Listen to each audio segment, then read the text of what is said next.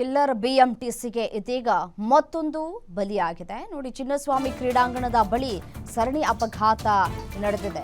ಇವತ್ತು ಬೆಳಗ್ಗೆ ಅಷ್ಟೇ ಪಾಪ ಈ 10 ವರ್ಷದ ಬಾಲಕಿ ಕೂಡ ಬಲಿಯಾಗಿದ್ರು.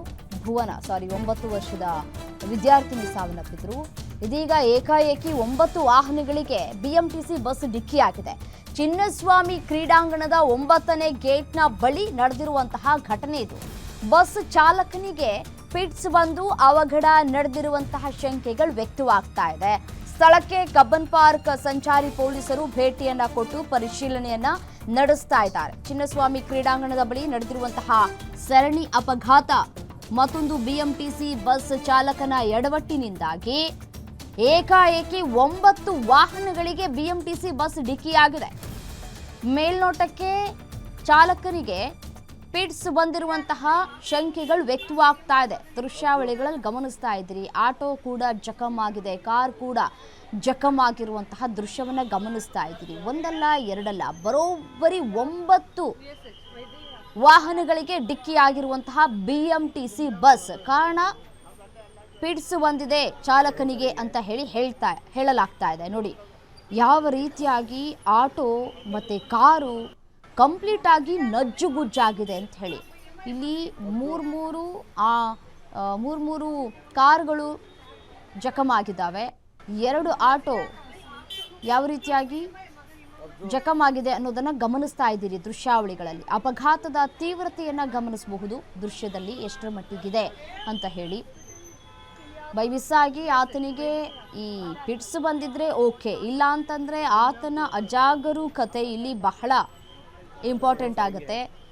ಈ ರೀತಿಯಾಗಿ ಅಪಘಾತ ದಿನದಿಂದ ದಿನಕ್ಕೆ ಹೆಚ್ಚಾಗ್ತಾ ಇದೆ. ಬೆಳಗ್ಗೆಯೂ ಕೂಡ ಪಾಪ ನೋಡಿ, ತನ್ನ ಪಾಡಿಗೆ ತಾನು ಸಿಗ್ನಲ್ನಲ್ಲಿ ನಿಂತಿದ್ದಂತಹ ಬಾಲಕಿಗೆ ಡಿಕ್ಕಿ ಹೊಡೆದು ಚಾಲಕ ಸ್ಥಳದಿಂದ ಪರಾರಿಯಾಗಿದ್ದಾನೆ. ಅದು ಬಿಎಂಟಿಸಿ ಎಲೆಕ್ಟ್ರಿಕ್ ಬಸ್. ಈಗ ಮತ್ತೊಂದು ಅಪಘಾತ. ಚಿನ್ನಸ್ವಾಮಿ ಕ್ರೀಡಾಂಗಣದ ಬಳಿ ನಡೆದಿರುವಂತಹ ಸರಣಿ ಅಪಘಾತ. ಏಕಾಏಕಿ 9 ವಾಹನಗಳಿಗೆ ಬಿಎಂಟಿಸಿ ಬಸ್ ಡಿಕ್ಕಿಯನ್ನ ಹೊಡೆದಿದೆ. ಏನು ಇದೇ ವಿಚಾರಕ್ಕೆ ಸಂಬಂಧಪಟ್ಟಂತೆ ಮತ್ತಷ್ಟು ಡೀಟೇಲ್ಸ್ ಕೊಡ್ತಾ ಹೋಗ್ತಾರೆ ನಮ್ಮ ಪ್ರತಿನಿಧಿ ಚರಣ್ ದೂರವಾಣಿ ಸಂಪರ್ಕದಲ್ಲಿದ್ದಾರೆ. ಚರಣ್, ಮಧ್ಯಾಹ್ನವಷ್ಟೇ ನಾವು ಒಂದು ಸುದ್ದಿಯನ್ನ ನೋಡಿದ್ವಿ. ಬಿಎಂಟಿಸಿ ಬಸ್ಸಿಗೆ ಒಬ್ಬ ಬಾಲಕಿ ಬಲಿಯಾಗಿದ್ಲು. ಈಗ ಚಿನ್ನಸ್ವಾಮಿ ಕ್ರೀಡಾಂಗಣದ ಬಳಿ ಮತ್ತೆ ಬಿಎಂಟಿಸಿ ಬಸ್ ಅಪಘಾತವಾಗಿದೆ. ಕಾರಣ ಏನು ಅಂತ ಹೇಳಿ.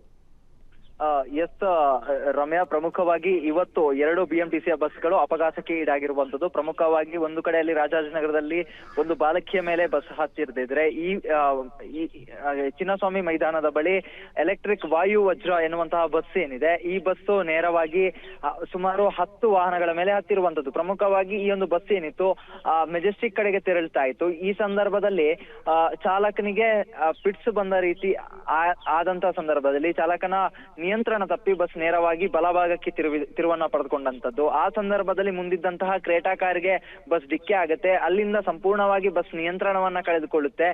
ಬ್ರೇಕ್ ಹಿಡಿಬೇಕಿದ್ದಂತಹ ಜಾಗದಲ್ಲಿ ಚಾಲಕ ಎಕ್ಸಲೇಟರ್ ಅನ್ನ ಪ್ರೆಸ್ ಮಾಡ್ತಾರೆ. ಈ ಸಂದರ್ಭದಲ್ಲಿ ಸುಮಾರು ಮುಂದೆ ಸಿಗ್ನಲ್ ನಲ್ಲಿ ನಿಂತಿದ್ದ ಸುಮಾರು 10 ಗಾಡಿಗಳು ಡ್ಯಾಮೇಜ್ ಆಗಿರುವಂತದ್ದು. ಅದರಲ್ಲಿ ಆಟೋ ಚಾಲಕರೊಬ್ಬರಿಗೆ ಗಂಭೀರ ಗಾಯ ಕೂಡ ಆಗಿರುವಂತದ್ದು. ಸದ್ಯ ಅವರನ್ನ ಈಗ ಬೋರಿಂಗ್ ಆಸ್ಪತ್ರೆಗೆ ಕೂಡ ಕರೆದುಕೊಂಡ ಹೋಗಲಾಗಿದೆ. ಅಲ್ಲಿ ಚಿಕಿತ್ಸೆ ಕೂಡ ಮುಂದುವರಿಸ್ತಾ ಇದ್ದಾರೆ. ಮತ್ತೊಂದು ಕಡೆಯಲ್ಲಿ ಉಳಿದ ವಾಹನ ಚಾಲಕರು ಇದೀಗ ಕಬ್ಬನ್